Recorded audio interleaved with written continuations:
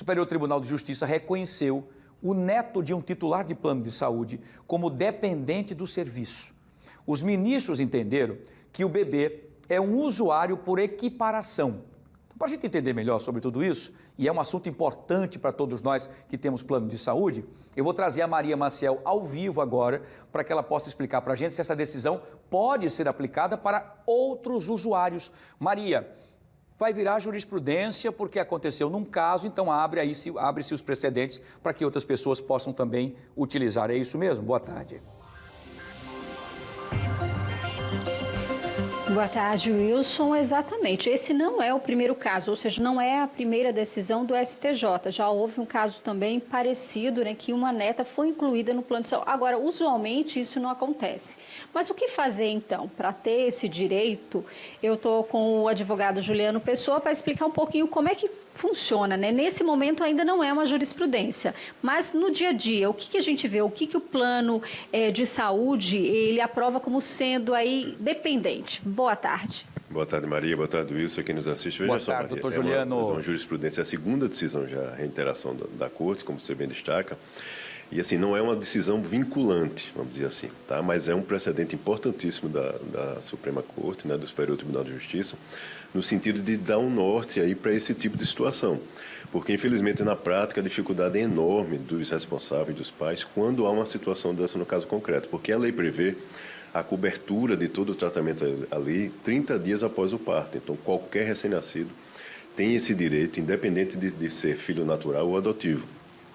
E a resolução da ANS, ela trata, inclusive, da possibilidade de inscrição dessa criança no plano, desde que solicitado também dentro desses 30 dias.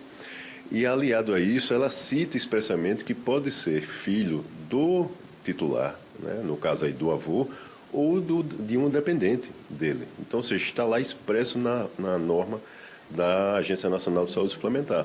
A legislação também, quando ela trata desse aspecto, ela fala consumidor, ela sequer fala titular.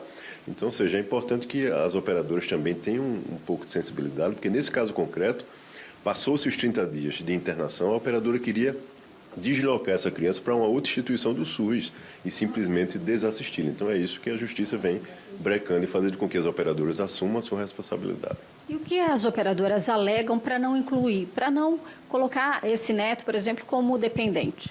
Elas alegam que, como o titular não é a genitora, né, diretamente, então ele seria uma pessoa estranha àquele contrato, ele seria um agregado, vamos dizer assim, mas não é assim que se entende, porque nós temos aí dentro dessa normativa não só a lei 9656, que regulamenta esse mercado e a atuação das operadoras, bem como as resoluções da Agência Nacional de Saúde Suplementar, que é quem regula o mercado, e o Código do Consumidor também incide nessa relação, né? A operadora, nesse caso, ela é classificada como uma fornecedora. Então, a lei também dos consumidores entra aí para poder resguardar. E no caso de um recém-nascido com tão pouca idade, ele é considerado hipervulnerável, né? Nem só vulnerável, é hipervulnerável, especialmente se ele estiver necessitando, como foi o caso concreto, de uma assistência de saúde.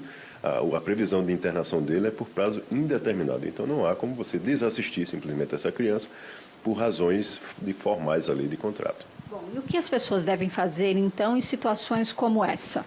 Olha só, o primeiro passo dessas pessoas é entrar em contato. Houve o nascimento de um recém-nascido ali que, de repente, não é filho da genitora sendo titular. Entre em contato com a operadora, informando esse nascimento, ele já tem o direito da assistência dentro dos 30 dias e pedindo formalmente a inscrição dele como dependente.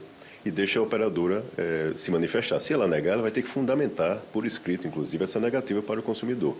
Havendo alguma dificuldade, é importante automaticamente entrar em contato, Maria, com a Agência Nacional de Saúde Suplementar, abrindo uma reclamação em face daquela operadora, informando a agência o que é que está ocorrendo naquele caso concreto, para verificar, de repente, uma atuação da ANS, para ver se agiliza algum processo ou alguma resposta.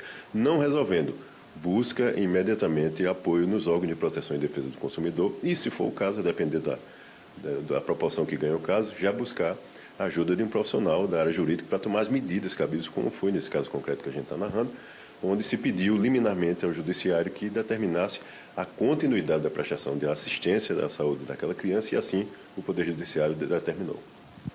Obrigada, então, pelas informações. Está aí um caso concreto que pode servir também para outras pessoas. E, olha, às vezes a gente fala, por que é negativa do plano de saúde? É como se aquela criança, né, fosse receber esse atendimento de graça, e não é, né? Ela só quer somente ser incluída para realizar os pagamentos como um outro dependente, como já acontece no plano de saúde do titular. Então, ia incluir mais uma pessoa e vai pagar por isso também. É com você, Wilson.